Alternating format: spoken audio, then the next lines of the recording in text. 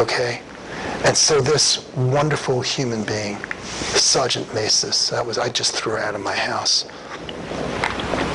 At that time, certain things had happened in Denver over the previous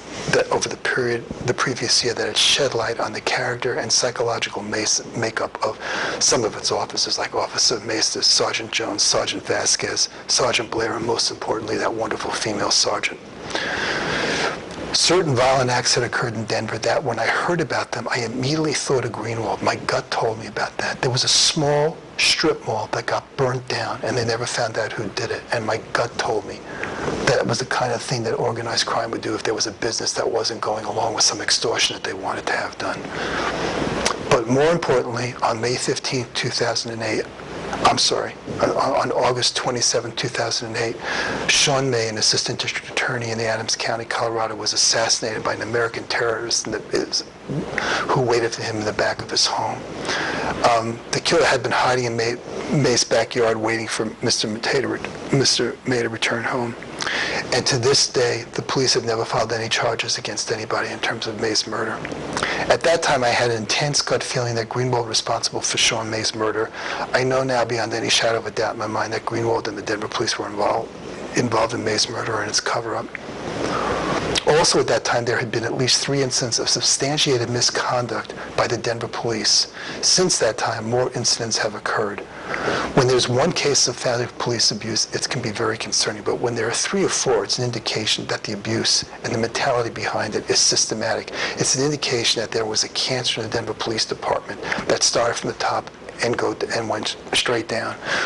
Well, I actually, I just want to do a quick aside. If you go online, there's a place called Cop Watch, and if you do a Google on Denver police misconduct, I forget the name of the organization, but they statistically track major metropolitan cities and their police departments throughout the country, and the number of incidences and percentage of incidents per capita for the major for these police departments.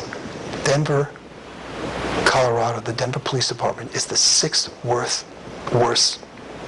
in the whole nation regarding police misconduct and police abuse. And in some categories, they're number 1. They're the very worst. But overall, they're the 6th worst.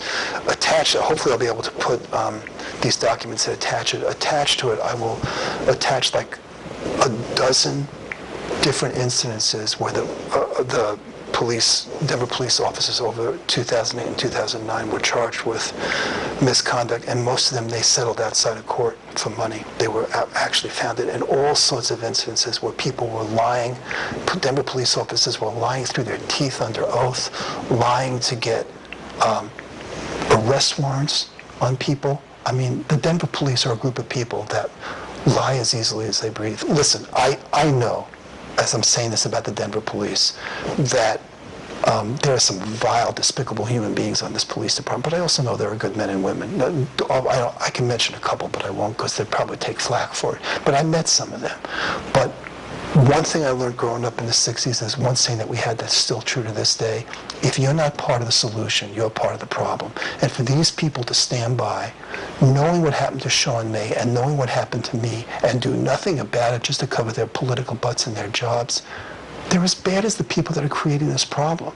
These police officers have to stand up all around this country, the ones that are as sick about this as I am, and stop it and do something about it.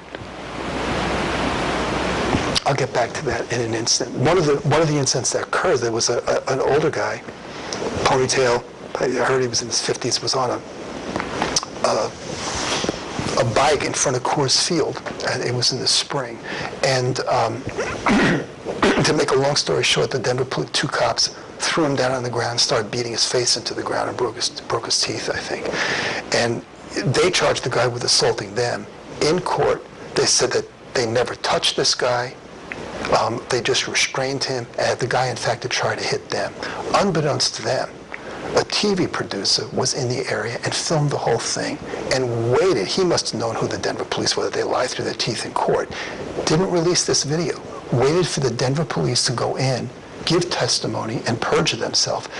Then release the video and showing these people, these 2 cops, smashing the guy's face into the ground, and he never made any attempt to hit them whatsoever.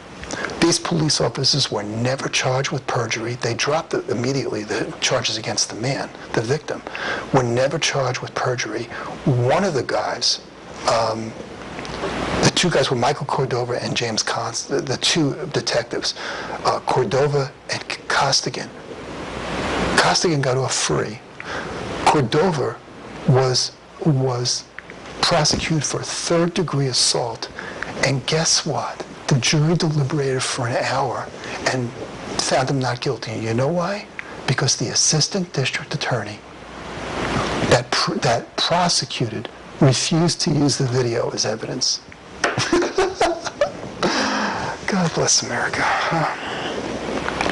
The unethical behavior demonstrated by these two police officers, as well as their perjury, was consistent with the behavior that I've witnessed by many Denver police officers, as well as officers in others' community.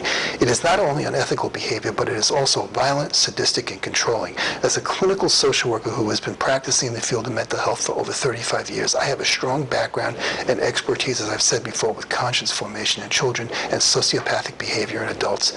The behavior demonstrated by these officers and other officers on the DPD showed a complete lack of empathy and compassion for others. All of these factors are evidence of poor conscience formation, and most probably sociopathic personality disorders. The behavior demonstrated by these two officers in broad daylight also indicated that they felt completely invincible, that even if they were caught, they had the DAs and all these other people that would cover their back. It kind of showed that it was, you get the feeling that these guys, when they do these kind of things, it's so accepted, they probably go back down to Cherokee Street and brag about, you should see what we did to this long-haired guy with the ponytail today. They try to one-up each other. I think police abuse in that community, in that police department in Denver, is so widespread that it's gotten to that point. It's like a bunch of guys in a gym just shooting the breeze and knocking on other people, and it's just completely disgraceful. Another case involved Officer Paul Baca, who lied in order to get a warrant for the arrest of a suspect. And I've listed a couple of others, but I won't, and some of the settlements that the Denver police have made to keep these things.